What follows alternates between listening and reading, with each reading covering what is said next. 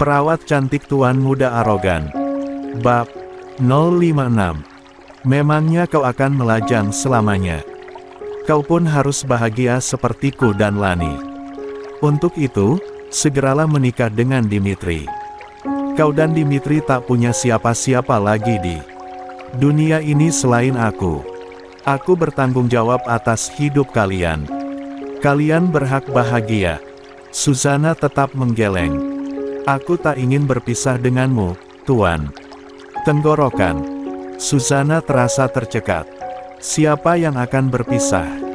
Setelah menikah kau dan Dimitri tetap bekerja untukku. Tak ada yang boleh pergi meninggalkanku. Dimitri tetap chef kesayanganku dan kau tetap jadi asisten pribadiku satu-satunya, sahut Reza lembut tapi tegas.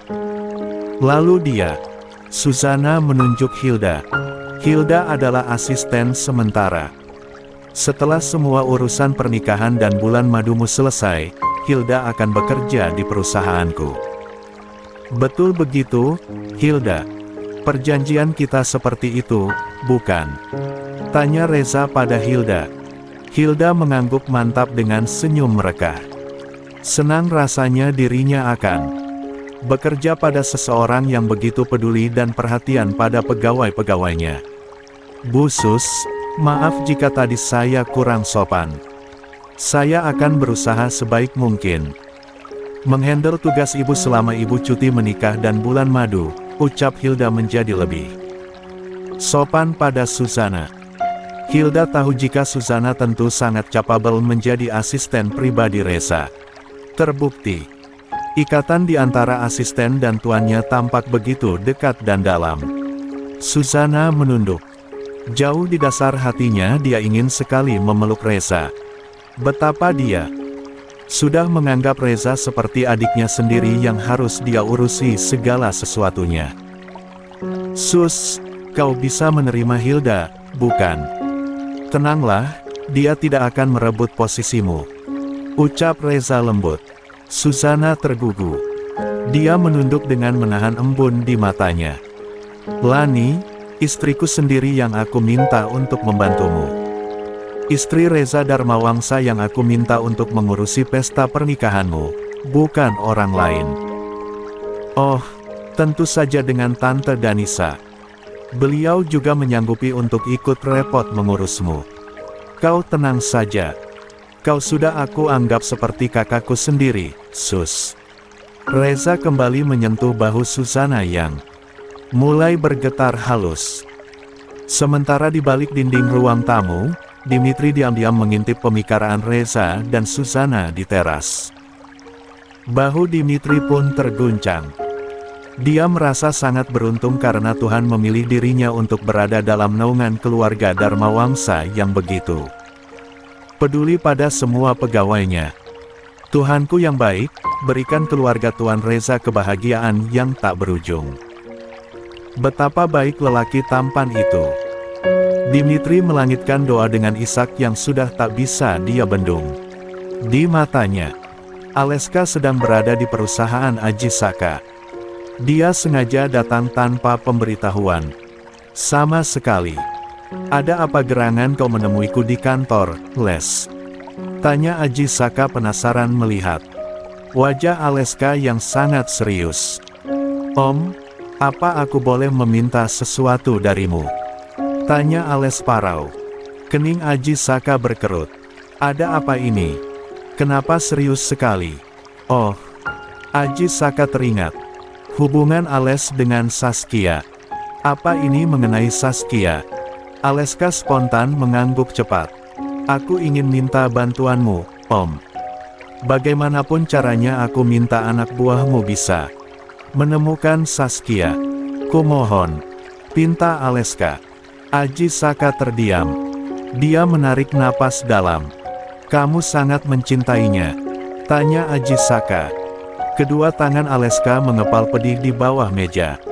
Saskia sedang mengandung anakku, Om. Lirih Aleska dengan wajah tertunduk pilu. Aji Saka terpana mendengar ucapan Aleska. Dia menegakkan tubuhnya. Saskia hamil. Aleska mengangguk lagi. Papa dan Mama tidak tahu Saskia hamil. Aku belum siap cerita pada Mama, Om. Tapi aku harus menemukan Saskia. Dia gadis kecil yang sedang hamil, tidak punya siapa-siapa. Dan pergi entah kemana. Aku mohon, tolong temukan Saskia untukku, Om. Aji Saka memijat pelipisnya. Sebelum tahu Saskia mengandung anakmu dan sebelum kau memintaku untuk mencarinya, aku sudah lebih dulu berniat menemukan Saskia kembali. Les, kau tenanglah. Ucapan Aji Saka sungguh sangat melegakan hati Aleska. Dia tergugu di hadapan Aji Saka yang memiliki hati seluas samudera, memaafkan Saskia meski Saskia adalah anak dari pembunuh istrinya, Serindita. Lanita dan Danisa benar-benar menikmati kebersamaan mereka mempersiapkan acara pernikahan Suzana. Tapi Suzana dan Dimitri hanya menginginkan pesta kebun sederhana. Keduanya memang sepaket, sudah tidak memiliki kerabat. Suzana hanya meminta Reza mengizinkan taman belakang rumahnya yang luas untuk dijadikan tempat pesta pernikahannya. Padahal Reza menawarkan pesta pernikahan di gedung mewah. Tapi Suzana menolak dengan alasan tidak banyak orang yang akan dia undang. Hanya berkisar kenalan Reza saja. Karena Suzana terbiasa menghandle banyak pekerjaan dalam satu waktu dengan cepat dan tangkas, acara Lanita dan Danisa yang awalnya membantu mengurus persiapan pernikahan Suzana hanya bisa berdiam diri. Suzana sudah mengatur segala sesuatunya. Dengan mudah, cepat dan tegas. Lani, jadi kita hanya menemani Suzana warawiri saja. Ujar Danisa. Ya mau bagaimana lagi?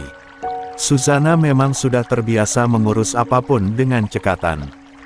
Bahkan memilih gaun serta dalaman untuk kita saja tidak usah menanyakan ukuran yang kita pakai.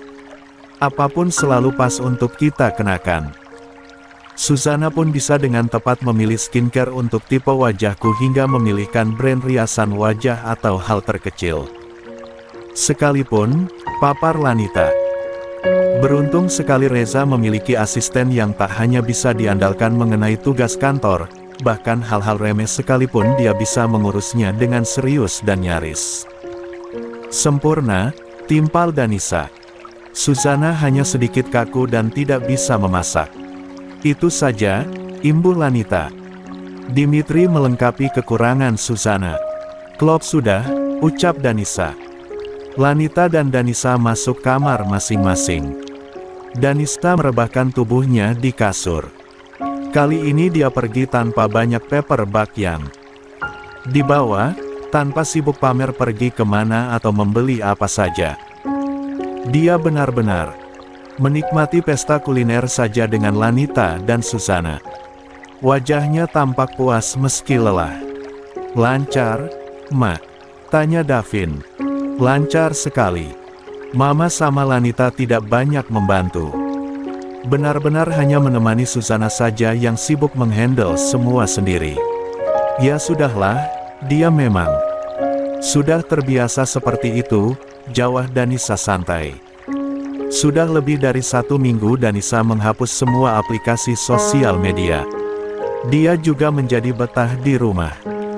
Danisa benar-benar menuruti perintah Davin dan sungguh ajaib. Dia merasa sangat nyaman.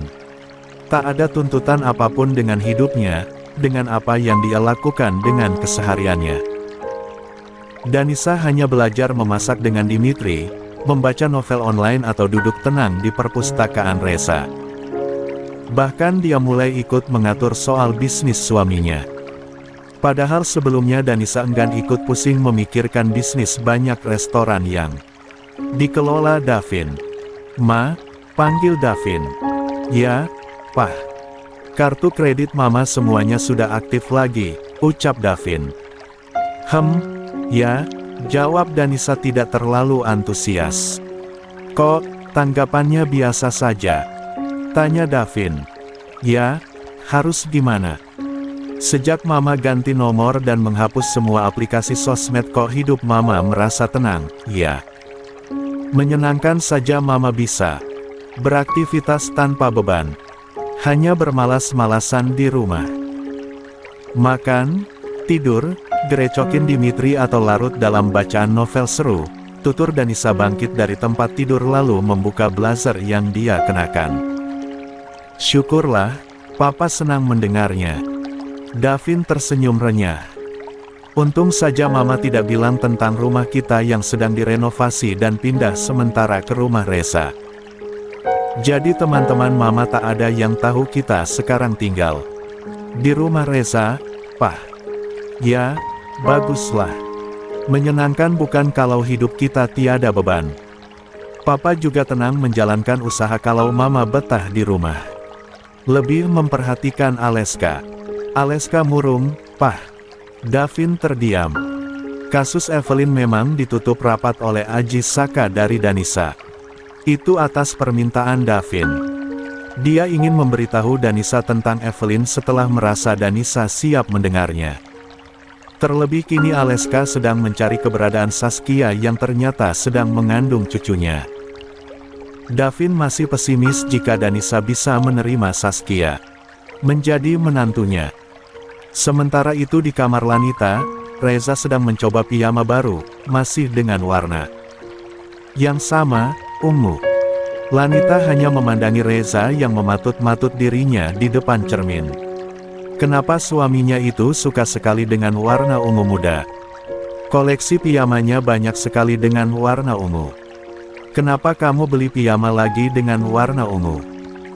Tanya Lanita yang bermalas-malasan di single sofa, dia masih belum ganti baju setelah pergi dengan Danisa dan Susana. Karena mamaku suka bunga lavender, jawab Reza. Manisnya, jarang lo lelaki menyukai warna-warna manis. Biasanya putih, hitam, abu atau coklat. Lanita tersenyum dengan tubuh yang masih nyaman rebahan di single sofa. Aku beli 3 pasang, sayang. Ini punyamu warna merah muda, punyaku ungu. Reza tampak senang dengan koleksi piyamanya yang bertambah. Memakai warna ungu saat tidur, aku merasakan kehangatan belayan Mama dalam mimpiku. Saat kecil, Mama selalu menina bobokanku dengan senandungnya yang lembut hingga aku tertidur, jawab Reza. Oh, ya, bagaimana 2 hari ini kamu sama Tante Danisa membantu Susana? Lanita menguap manja. Enggak gimana-gimana. Aku dan Tante Danisa hanya bersenang-senang. Susana tetap sibuk sendirian, kekeh Lanita. Maksudnya? Tanya Reza. Susana sudah terbiasa menghandle apapun dengan cerdas dan tangkas. Jadi semua serba cepat dan beres tanpa ribet. Ya sudah, aku sama Tante Danisa hanya bersenang-senang saja menemani Susana, jelas Lanita. Reza mengembuskan napas dalam. Susana memang kulatih seperti itu sejak aku menemukannya dulu. Dia seorang tumawisma remaja saat itu. Pakaiannya kumal dan dekil. Dikejar-kejar kawanan pengemis lain karena enggan mengemis dan mencopet. Oh, ya, aku juga penasaran dengan latar belakang Susana yang kau bilang kau biayai. Hidupnya sejak remaja, ucap Lanita. Pertemuan pertamaku dengan Susana dulu adalah karena dia menolongku mengembalikan dompetku yang dicopet. Ternyata pencopet itu adalah temannya.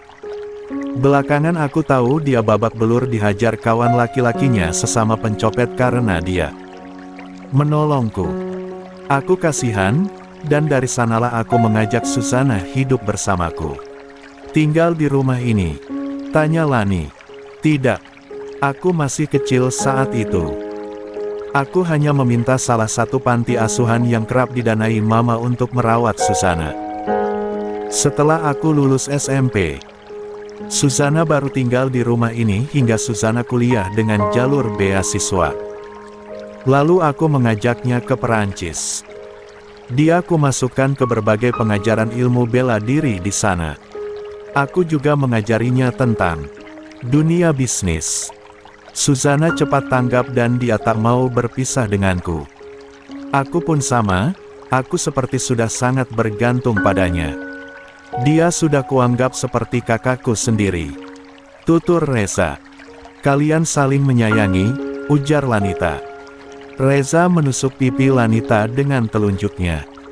Ganti baju dulu, nanti kulanjutkan cerita. Tentang Susana dan Dimitri, bagaimana mereka berakhir hidup bersamaku. Lanita menguap manja. Aku mengantuk. Terlalu banyak hunting kuliner tadi. Mau aku gantiin bajumu? Senyum Reza. Lanita cepat bangkit. Jika Reza yang mengganti bajunya, dia tahu akan berakhir seperti apa. Sementara dia kelelahan setelah seharian warawiri bersarnas Susana dan Danisa. Biar aku saja. Lanita gegas menuju walk-in closet. Reza tersenyum melihat istrinya ketakutan karena gelagat nakalnya barusan. Rashid sedang mondar-mandir di area memasak Dimitri yang sedang sibuk mengolah sesuatu. Dimitri sendiri tidak peduli dengan keberadaan Rashid. Dim, panggil Rashid. Apa kau tahu siapa pegawai baru Tuan Reza? Hilda, tanya Dimitri. Oh, namanya Hilda. Rashid mengelus jenggot tipisnya. Dimitri memicing. Kenapa? Naksir. Rashid duduk manis di depan Dimitri. Dia termenung melihat betapa cekatan Dimitri mengolah masakan. Apa dia masih single? Tanya Rashid. Entahlah, jawab Dimitri singkat. Bisa kau cari tahu untukku? Pinta Rashid. Dimitri menghentikan aktivitasnya. Hanya bertanya dia sudah bersuami atau belum, kau perlu bantuanku. Pantas saja Susana keduluan olehku. Mendekati perempuan saja masih kaku. Gerutu Dimitri. Ayolah, tolong aku. Kau sudah merebut Susana dariku. Sekarang gantian kau harus membantuku mencari pengganti Susana, pinta Rashid. No, aku sibuk. Jawab Dimitri kembali melanjutkan pekerjaannya. Rashid membuka tutup kaca tempat rempah-rempah khas barat milik Dimitri. Dia sengaja mengaduk-aduk isinya lalu mengacak-acaknya. Rashid, kau mulai lagi. Tegur Dimitri. Ini apa ini? Lalapan apalagi ini kok aku baru lihat?